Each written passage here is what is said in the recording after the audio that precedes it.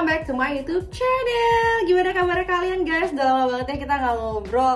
Gara-gara kesibukan aku sehingga aku kayaknya perlu banyak-banyak buat adaptasi karena aku udah balik lagi ngajar jadi guru. Tapi aku udah mulai dapetin ritmenya. So aku mau ngobrol-ngobrol lagi nih ke kalian, apa kabarnya? Gimana kabar kalian di sana? Tetap semangat dalam mencari uang ya pastinya, jaga kesehatan juga. So, kita hari ini ngobrolin tentang BSU atau Bantuan Subsidi Upah. Ya, seperti yang kalian tahu, kemarin rumornya besar banget tentang BSU atau Bantuan Subsidi Upah yang diberikan oleh BPJS Ketenagakerjaan. Kenapa hari ini aku mau ngomongin hal ini? Karena aku tidak dapet, guys. Aku bukan salah satu yang berhak mendapatkannya. Tapi kenapa aku nggak berhak dapet? Ya karena aku sudah istilahnya aku sudah memutuskan hubungan sama BPJS Ketenagakerjaan. Loh kok bisa Dit? Gitu ya, pertanyaannya itu gitu. Nah, aku mau cerita ke kalian pengalaman hidup aku menggunakan BPJS Ketenagakerjaan, sehingga apabila kalian adalah seorang yang baru mulai masuk ke dunia pekerjaan, terusnya belum punya BPJS Ketenagakerjaan, kalian tuh bingung siapa sih sebenarnya yang harus bertanggung jawab membuatkan itu ke kamu, bagaimana kamu cara mendapatkan BPJS Ketenagakerjaan, terus sebenarnya fungsinya buat apa sih? Kita harus memiliki hal itu gitu ya. Terus siapa saja yang memang harus memilikinya dan apa faedahnya gitu ya kita memiliki itu. Nah itu yang mau kita bahas hari ini. BPJS Ketenagakerjaan itu berbeda dengan BPJS Kesehatan. Pastinya kalian harus tahu dulu hal ini. BPJS Ketenagakerjaan adalah istilahnya zaman dulu atau mungkin masih ada ya istilah Jamsostek, jaminan sosial tenaga kerja gitu ya. Jadi sebenarnya ini adalah dikeluarkan oleh instansi atau perusahaan yang berwenang atau yang berhak membayar kamu. Dulu ketika aku memulai pekerjaan sebagai guru di sebuah instansi pendidikan swasta bukan negeri ya, itu aku boleh berhak mendapatkan BPJS Ketenagakerjaan atau bahasanya diurusin sama mereka. Ketika aku sudah bekerja di situ selama 2 tahun, barulah mereka membuatkan BPJS Ketenagakerjaan. Aku dapat nomor BPJS Ketenagakerjaan akhirnya.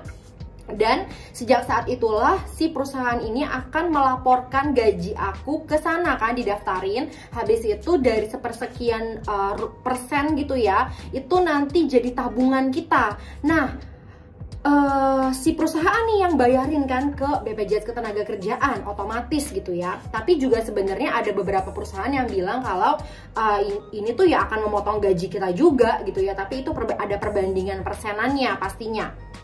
Nah itu akan bergulung-gulung dong, akan banyak dong. Nah itulah kenapa ketika kita udah punya BPJS Ketenagakerjaan ini bisa menjamin, istilahnya nggak menjamin banget sih, tergantung gaji kita juga ya. Di masa tua tuh kita udah punya duit tabungan gitu ya. Nah aku ceritanya waktu itu udah dapet nih ya. Nah setelah aku resign dari instansi pendidikan tersebut oleh karena aku menikah gitu ya, terus kita waktu itu BU butuh uang gitu ya guys. Jadi akhirnya mencairkan dana itu, mencairkan BPJS Ketenagakerjaan yang sudah aku miliki. Kalau nggak salah waktu itu nominalnya hampir 8 juta rupiah gitu. Tapi kalau aku ambil semuanya, artinya aku sudah tidak memiliki hubungan lagi dengan BPJS Ketenagakerjaan. Istilahnya ya udah nggak ada lagi apa namanya upah yang bisa ditabung gitu ya di hari tua nanti yang bisa diambil di situ. Benar-benar resmi putus kontrak gitu ya. Buat orang-orang yang emang lagi butuh uang banget gitu ya, emergency ya itu bisa ditarik. Cuman memang proses penarikannya itu butuh waktu, gak bisa seinstan itu.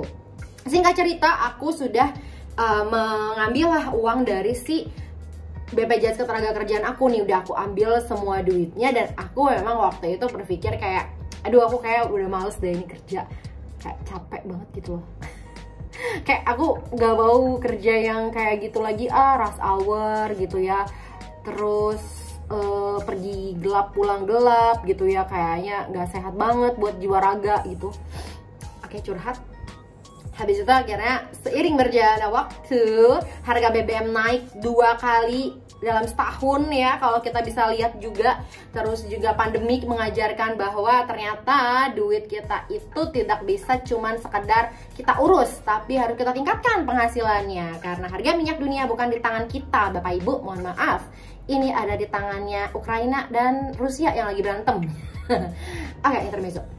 Nah, seiring berjalannya waktu, aku sudah tidak punya lah tuh ke BPJS Ketenagakerjaan. Muncul dah tuh kemarin ini di akun resminya BPJS Ketenagakerjaan. Terusnya ceritanya di sekolah aku yang baru ini heboh deh tuh, kita tuh ngobrol. Mana nih gitu kan. Nah, ini adalah sebuah link yang dikasih. Yuk kita buka linknya.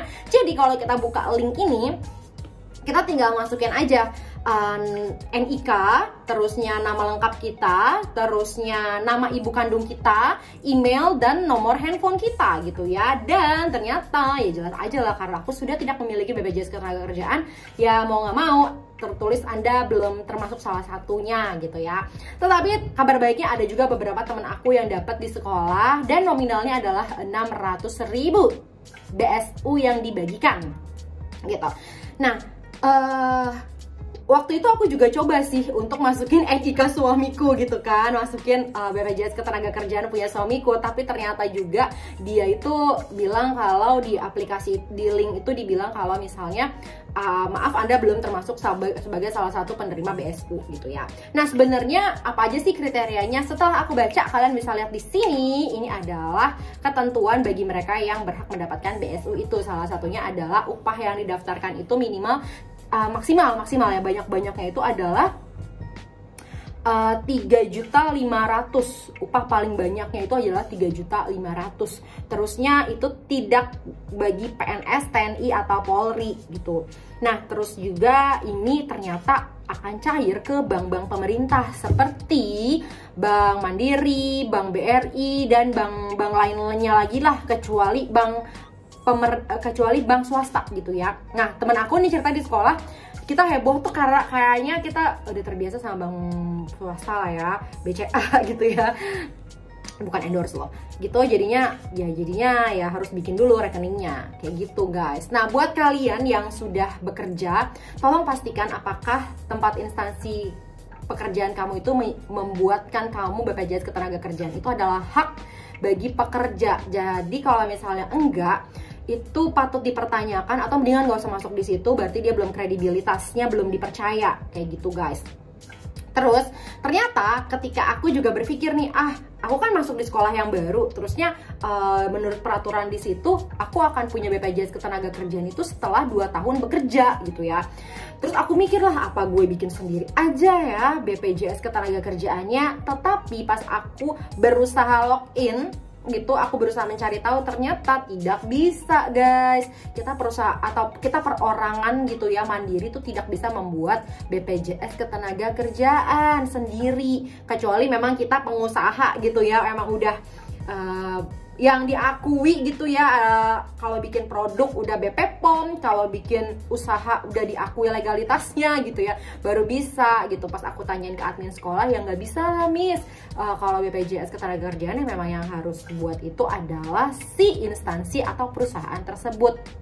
Nah, pelajaran nih buat aku juga pribadi ya, kalau emang lagi BU banget terusnya nggak berpikir panjang, lebih baik sih kalau aku pikir ya harusnya kemarin tuh gue nggak usah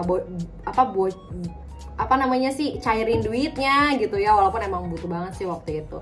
Itu sih beberapa pertimbangan buat kalian yang sedang galau mau cairin nggak ya BPJS Ketenagakerjaannya gitu kan, karena bisa sih bikin lagi, cuman bikin laginya itu pun menunggu dari keputusan instansi atau perusahaan yang dimana kamu bekerja selanjutnya, apakah dia akan membikinkan, apakah takes time berapa lama gitu ya. Sedangkan itu butuh banget, seharusnya sih aku nggak usah bikin, jadi langsung lanjut aja gitu loh, paham kan maksud aku? Kayak gitu sih.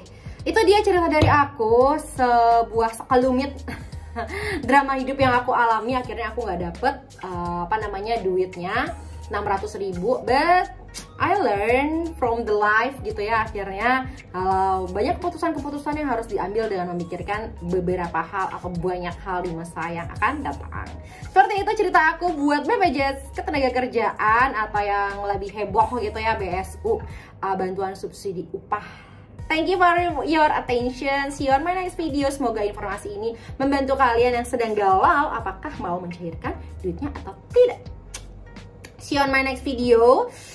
Kalau boleh like, comment, dan subscribe. By the way guys, aku sudah monetisasi. Thank you banget buat semua komentarnya. Thank you udah nonton kalau sampai akhir. Aku benar-benar mengapresiasi. Thank you banget guys. See you on my next video. God bless you. Stay safe everybody. Bye bye.